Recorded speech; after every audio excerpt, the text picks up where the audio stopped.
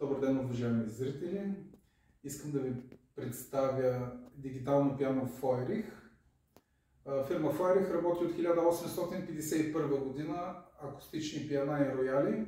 Дигиталните пиана са два цвята, имаме и в бял цвят, имаме и в черен цвят.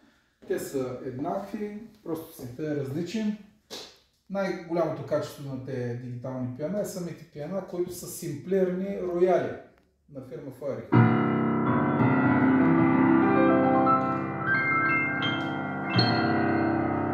Същото го имаме и на черното пиано.